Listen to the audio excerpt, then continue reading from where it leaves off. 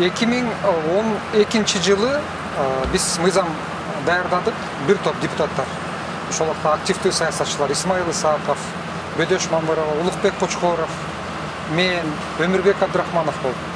Бирок тилекке каршы ошол убакта ошол мэрдин шайлоосун бийлик, Атамбаев баш болгон бийлик өткөртпөй коюшту. Бирок эми мейли, азыркы күндө мыйзам боюнча ошол шаардык кеңеш шайлайт, шаардык кеңеш бекитет. Бирок анын бардыгы жасалма болуп атпайбы бизде. Эгерде биз мэрликке кайсы бир адамды алып келе турган болсок, ал бир ачык критерийлердин негизинде болуш керек да. Мисалы, ал адам коомго мындай позитивдүү тааным ал адам болуш керек. Коомдо өзүнүн саясий орду болуш керек. Ал саясий көз карашы так адам болушу керек. Жана мамлекеттик маанилүү баалуулуктарды алып жүргөн адам болуш керек.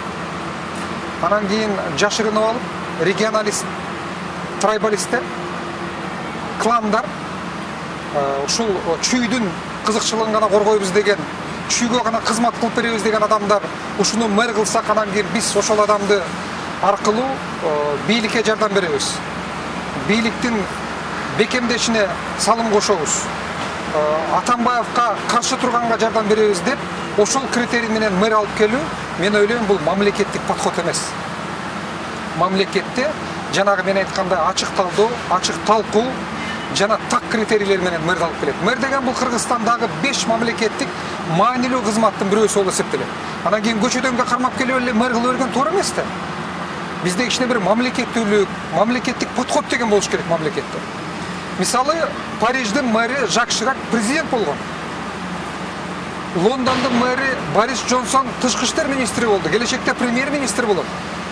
Тбилисинин мэри азыр мурдагы Саакашвилинин партиясын жетектеп атат.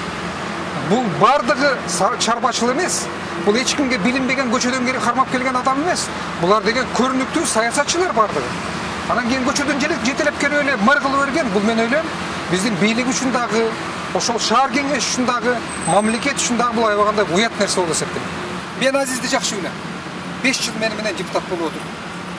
Мынакей мен ошол 5 жылдын ичинде ким активдүү иштеди? Ким жогорку кеңешке басып дагы келген жок, бардыгын билем. Азиз аябай жакшы жигит.